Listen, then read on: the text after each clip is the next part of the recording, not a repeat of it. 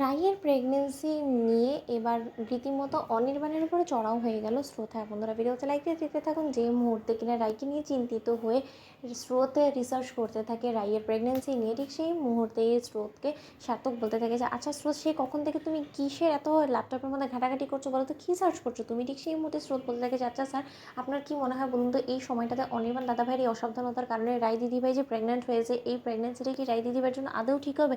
কারণ 2-3 মাসই বেশি থেকে বেশি হয়েছে রায় দিদিভাইয়ের ওই টিউমারের অপারেশনটা হয়েছে, এটা রীতিমতো ক্যান্সারের পর্যায়ে চলে গিয়েছিল রায় দিদিভাই। তার থেকে রীতিমতো ও মৃত্যুর মুখ থেকে ফিরে এসেছে। তার কিছু মাস যেতে না যেতেই রায় দিদিভাইয়ের এত বড় একটা প্রেগনেন্সি নিউজটা আদৌ কি রায় দিদিভাইয়ের জীবনের জন্য ভালো একটা সিদ্ধান্ত হয়ে দাঁড়াবে? আপনার কি মনে হয় বলুন তো? ঠিক সেই সময় সার্থক হাসতে থাকে এবং বলতে থাকে যে আচ্ছা স্রোত, আমি একটা জিনিস বুঝতে পারছি না, তোমরা শুধু শুধু এই বিষয় নিয়ে অনির্বাণ দাদাভাইকে কেন দুষতে যাচ্ছ বলো তো?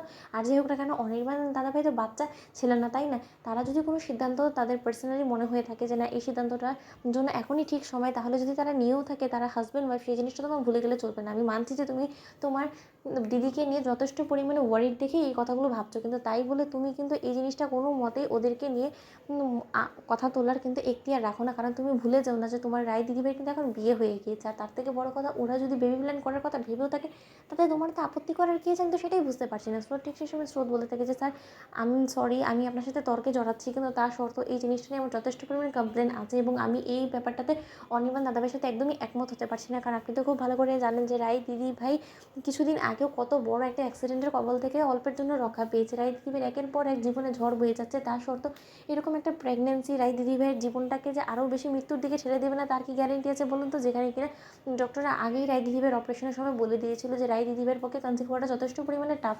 এর উপরে রায় দিদিভাই যখন ঈশ্বরের আশীর্বাদে কনসিভ করেছে, সেটাও যে এতটা স্মুথ হবে না সেটা আমরা সকলেই জানি। তাহলে আমি জেনে বুঝে কেন রায় দিদিভাইয়ের রিস্কটা নিব বলুন তো আর জীবনে? অন্যদিকে সার্থক বলতে থাকে যে দেখো স্রোত, এটা কোথাও লেখা নেই যে এরকম একটা বড় রোগ হওয়ার পর কেউ কোনো রকম কোনো প্রেগনেন্সি নিতে পারবে না। রায় দিদিভাই এখনও পর্যন্ত তো 2 মাস হয়ে গিয়েছে, তুমিই আমাকে বললে 2 মাসের মধ্যে তো রায় দিদিভাই সম্পূর্ণরূপে ফিট অ্যান্ড ফাইন আছে। তাহলে এটা কেন তুমি বুঝতে পারছো না যে আগামী দিনগুলো তো রায় দিদিভাই ফিট অ্যান্ড ফাইন থাকবে? এই জিনিসটা ধরে নিলেও তো তুমি পারো, শুধু শুধু অন্যের ঘাড়ে দোষ চাপিয়ে দিলেই তো হবে না। আর রায় দিদিভাই যখন সন্তানটাকে নিয়েছে, তাহলে নিশ্চয়ই সে বুঝে শুনেই নিয়েছে। দুজনের মধ্যে যথেষ্ট পরিমাণে বনিবনা ছিল বিধাই তো ওরা এই ডিসিশন এসেছে, তাই না? তাহলে শুধু শুধু তাদের ডিসিশন নিয়ে এতটা মাথা না ঘামালেও তোমাকে চলবে। এই জিনিসটা অন্তত আমি তোমাকে বলছি।